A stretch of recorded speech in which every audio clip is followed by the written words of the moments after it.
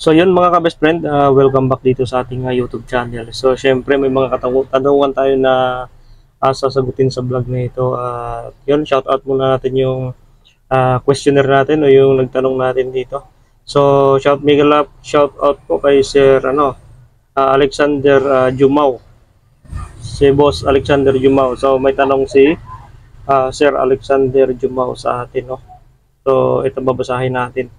Ang tanong ni Boss Alexander ay, Boss, ba't yung chariot ko ay 6 kilometers, ubos agad ang 1 liter ko?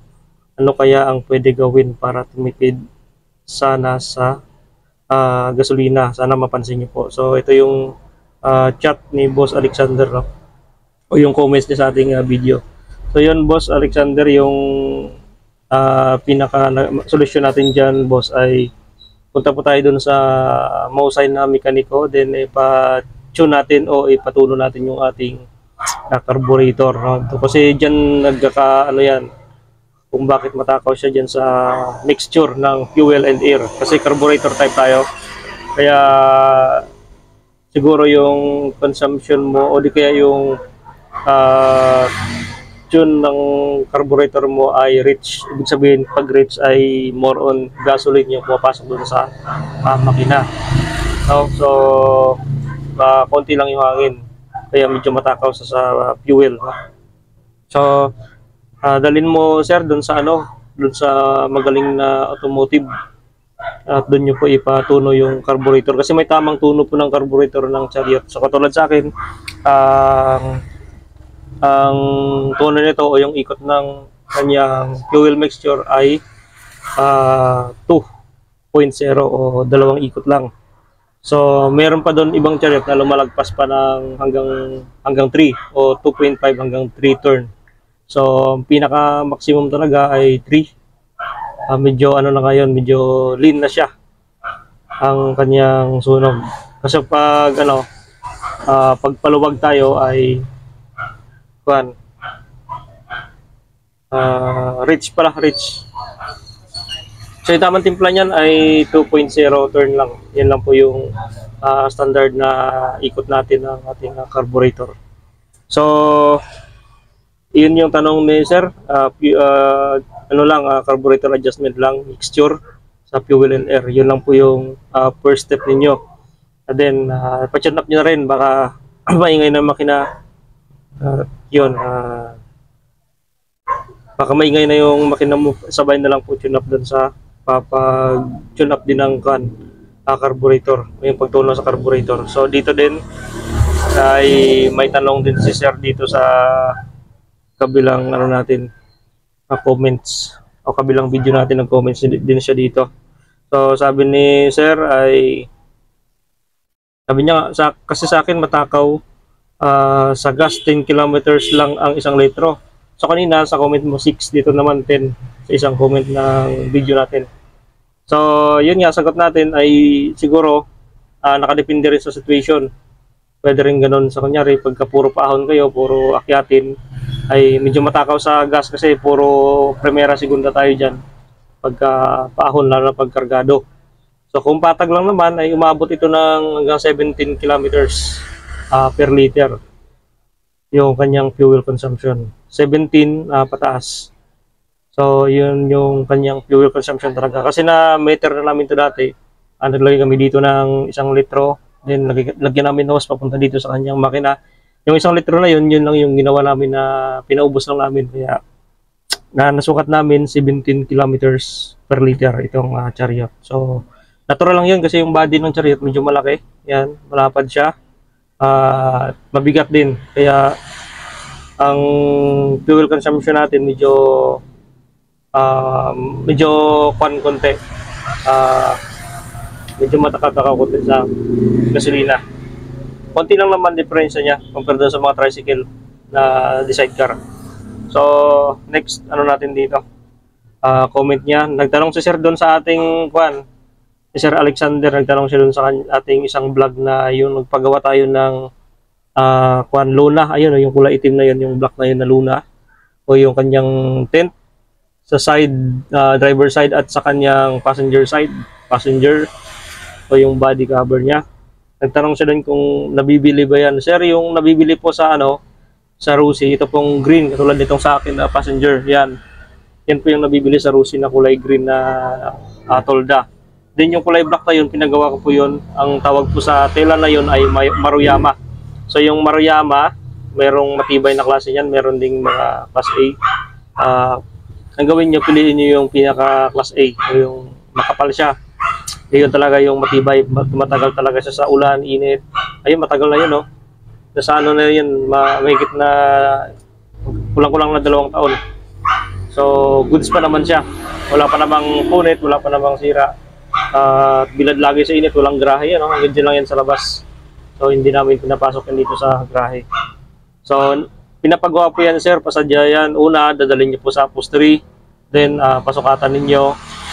Next nun ay ikakabit na po nila yon pagka nasalpak na. Ang price po niyan, ang kanyang body cover, yung tuldan niya, dito lang sa passenger side, o yung body cover niya ay nasa 5,000 po yun, ang singil nila. Pero depende sa lugar niya kung magkano yung singil ng gagawa niyan. Then yung driver side dito, kabilaan para hindi mabasa yung driver, ang palagay namin nun ay nasa 1.5.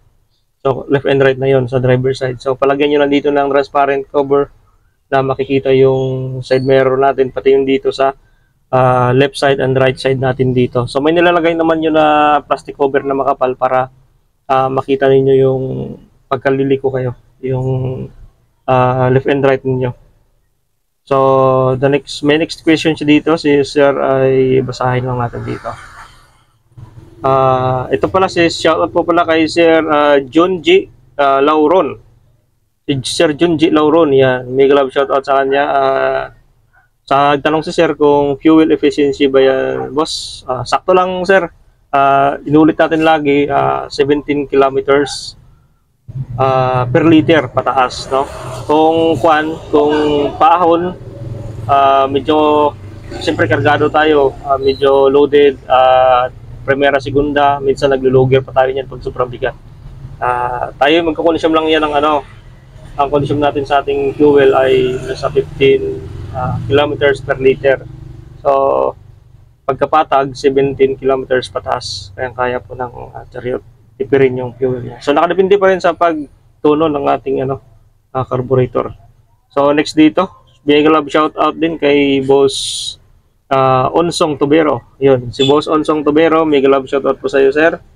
Ito po yung comments niya, so basahin natin yung comments niya. Sabi niya, base po sa speedometer mo, ilan po ang top speed mo? So, based on my speedometer, putol po yung aking speedometer. So, ginagamit ko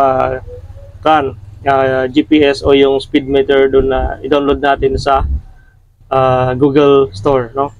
So, ang top speed ko nito dati nung bago pa, nung hindi pa siya naputol, ay nasa 70 kph o 70 kilometers 70 kilometers hanggang 75. Yun lang po yung pinaka top speed ng ating passenger type. So mabilis na rin ang passenger type. So hindi to pwede talaga bilisan ng gusto kasi 3 wheels lang. Pwedeng kumimpang-kimpang, pwede tayong bumaliktad pagka sobrang lakas ng hangin. So delikado. So nasa 70 kph yung kanyang top speed. So pagka loaded, kunyari may karga tayo na passenger mga 5, 4. So kung isasagad mo yan siya, nasa 60 kph lang yan siya. Babawas siya ng speed. So okay na rin yun. At least hindi tayo delikado sa highway. So nasa right side naman tayo, most outer lane lang tayo para hindi tayo ma-aksidente. So yun po, sir, ang top speed po ay 70 kph o 70 km per hour. Yan po yung top speed ng ating passenger type chariot. So yung cargo type naman, katulad nun, ang pinaka top speed po nun ay 60 lang. Kasi low speed siya. Kasi pangkargahan talaga siya, design sa mga panghakutan na kargahan. So kaya yung kanyang top speed ay 60 kph lang. So next question ni sir ay sabi niya dito, siya pa rin to. Si Sir Onsong Tubero. So sabi niya, Onsong Tubero, si boss. Sabi niya, pwede po ba pabilisin ang chariot? Pwede po, sir, adjustment lang ng ating itong gear natin sa baba. So yun lang yung ina-adjustan. So pinapalitan na lang gear na pang high speed. So okay na rin yung bilis ng trike natin. So kahit hindi na-adjustan, basta condition lang, mabilis din na rin yun, sabi ko sa kanya. So dito, sabi niya dito, yung sa akin kasi gamit, okay, sabi ni sir, yung sa akin kasi ginamitan ko ng GPS 50 kph sa Chariot, pero ang GPS ay 35 kph lang, no? So hindi po siya accurate yung itong, siguro yung GPS po, hindi po accurate. So ang accurate po talaga dyan ay yung kanyang itong speed meter, no? Kung hindi ka pa talaga kontento, pwede ka mag-download po ng speedometer app dun sa Google Play Store. So pwede po kayo mag-download dun, dun nyo po subukan. So si GPS kasi masyadong delay minsan, or masyado rin siyang advance, depende po sa lakas ng signal. So yun yung pinagkaiba. So basta yung nasa panel natin mga sir, yan po yung pinaka-accurate niya. So testing na rin, na-tested na rin po natin yan, itong kahit yung passenger type natin o itong cargo type. Sabi niya, pwede bang pabilisan na Chariot? Talagang talagang pwede. Pero para sa akin, no need na, dahil mabilis naman yung Chariot natin. Kaya hindi naman siya talaga advisable sa mga mabilisan na takbo. So next question dito kay Sir Junji Lauron. So mega love shout out kay Sir Junji Lauron. So siya pa rin yung nag-chat. Sabi niya magkano po yung repossess dito. Salamat po. So sa Rusi Chariot po, ang repossess ng Rusi Chariot depende sa sitwasyon. Katulad nitong akin, nakuha ko ng 3,000 down payment, 2,900 ang monthly. So yun po yung price ng repo. So pagka medyo luma-luma na yan, drawing ka ng 3,000 at nasa 2 plus o 2,000 lang yung monthly. So di nakadepende ngayon sa sitwasyon ng Chariot kung luma na o bago pa. So next question natin dito ay si Boss Elmer Gandong. So mega love shout out kay Boss Elmer Gandong. Sabi ni Boss Elmer Gandong ay, idol, anong katulad ng clutch lining ng Chariot 175? So ang katulad po nitong ating Rusi Chariot ay Pinoy 125, Pinoy 155, Team X 155, Skygo 125. Yan po yung mga kaparehas niya na clutch lining. So sa akin, hindi ko siya pinalitan ng ibang brand. Talagang doon ako bumili sa Rusi, no? So doon talaga kasi original. Kung ano yung performance nitong stock siya, ay ganun din naman nung pinalitan ko siya nung original ng sa Rusi. So medyo mahal nga lang ang price nila doon, pero okay na.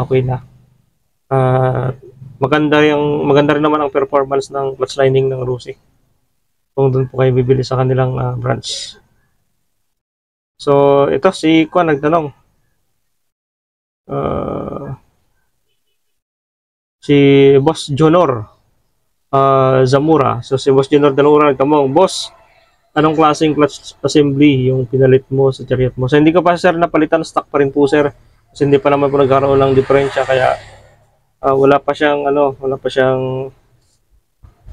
akong binago dito. So clutch lining stock pa rin yung nilagay. So dito nagtanong dito si Jill Mabusi. Si Sir Jill Mabusi, hello po Warrens, good morning, I'm interested Rosco, pero yung tanong niya ay Rosco. So ang Rosco po namin dito sir ay nasa Tarig, ito sa Tuguegarao. So punta lang po kayo sa malapit na Rosco branch at mag-inquire doon ng mga Rosco unit. Yun po ang the best na the best na gagawin ninyo. So ito may tanong din, sabi ni sino ba to? Si Sir Wilfredo Patanaw. Si Sir Wilfredo Patanaw, sabi niya sa akin ay, saan kayo sa Davao sir? Wala bang branch ng Rusi Chariot dyan sa Davao? taga Davao del Sur din ako, sorry po, sabi niya. Meron po, nationwide naman po yung Rusi.